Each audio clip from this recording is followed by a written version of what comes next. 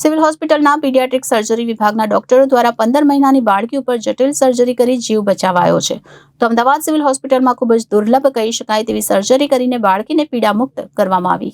Ahmedabad civil હોસ્પિટલમાં ખૂબ જ દુર્લભ કહી શકાય તેવી સર્જરી કરીને બાળકીને પીડામુક્ત કરવામાં આવી છે. હાલ સુરત અને ગીર સોમનાથના વતની એવા માલદેવભાઈ અને જયાબેનની 15 મહિનાની પુત્રી યશ્રી વાજાને 5 જુલાઈ 2024થી ઝાડા અને ઉલટીની ફરિયાદ હતી.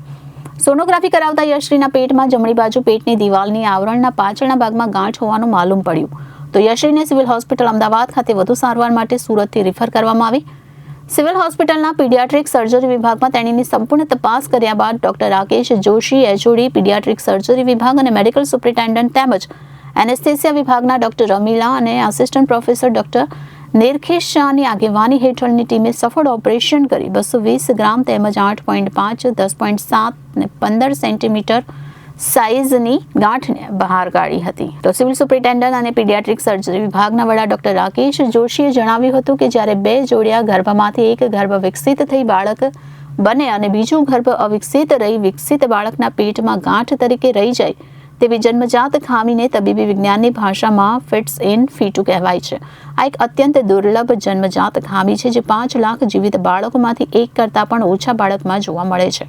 આખા વિશ્વમાં અત્યાર સુધીમાં આવા માત્ર 200 જેટલા કેસ નોંધાયા છે. ઓપરેશન પછીનો સમય કોઈપણ તકલીફ વગરનો અને ઝડપથી સારું થતાં યશ્રીને રજા આપવામાં આવી હતી. 3 જુલાઈ આપણે આ માંદી પડી એટલે એને ઝાડા ઉલટી માટે થઈને અમે સુરત પ્રાઇવેટ હોસ્પિટલમાં લઈ ગયા. ત્યાં એનું ઝાડા ઉલટી માટે થઈને ત્યાંથી એને એડમિટ કરવી પડી હતી.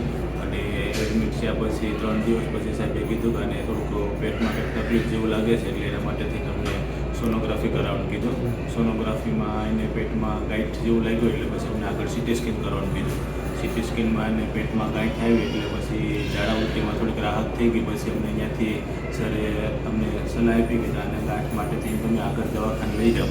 પછી અમને ત્યાંથી સિવિલ હોસ્પિટલમાં આવ્યા અમદાવાદ સિવિલ હોસ્પિટલમાં આવ્યા પછી આના બધા રિપોર્ટો થયા. એનું સીટી સ્કેનનું બધું કરાવ્યું, 2D ઇકો કર્યો અને પછી એનું બાયોપ્સી કરાવ્યું. તો બાયોપ્સીમાં સાદી ગાંઠ આવી એટલે પછી 1200 બેડમાં પાછા રાકેશ સર સાથે વાતચીત કરી અને રાકેશ સરે આનું પેલું ટ્રીટમેન્ટ ચાલુ કર્યું અને ટ્રીટમેન્ટ કર્યા પછી એનું ઓપરેશન કર્યું.